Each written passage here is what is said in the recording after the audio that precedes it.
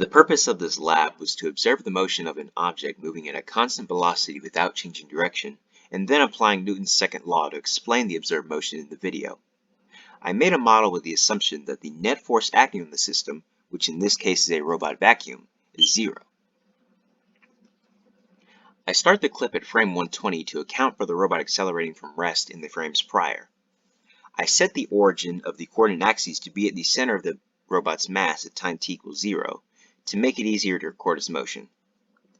As the object moved, I placed a point mass every 5 frames and calibrated my measurements to 1/10 of a meter as defined by the tape measure you see right here. I chose the direction the object moved in arbitrarily because I felt it wasn't that important for the purposes of this assignment. If I had decided to flip the axes or direct the robot in the opposite direction instead, the only difference would have been the sign of the position values. I believe the magnitude of the values were most important. Unfortunately, because I did not save, the data points you see here are not exactly what I originally had and placed in the spreadsheet.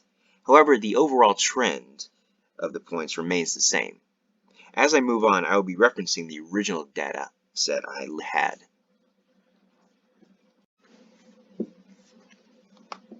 Here's my model based off of Newton's second law, which states that an object's acceleration depends on the net force and mass.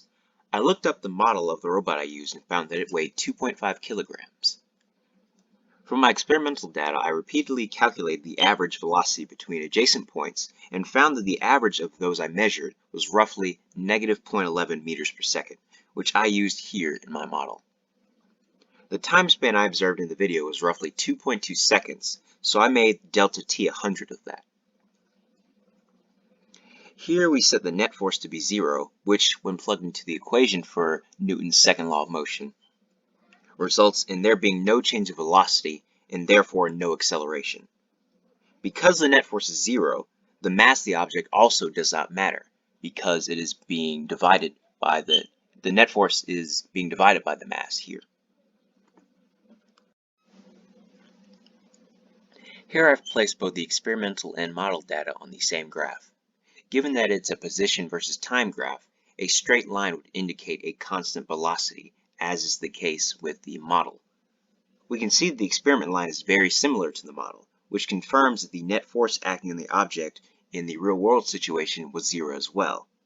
The differences are so slight that any discrepancy between it and the model are likely due to human error on my part. However, I'm not sure if it's possible to indicate the number of forces added together to give the net force. I could name a few, such as the force of gravity, the normal force, and the frictional force that are acting upon the wheels as it's moving across the floor, but there could be more to that I'm not aware of. However, as our lectures point out, at the end of the day, all we really care about is the net force, not so much the specific pushes or pulls. This is supported by the fact that the equation for Newton's second law, which you can see right here, considers only the net force in its equation in terms of forces.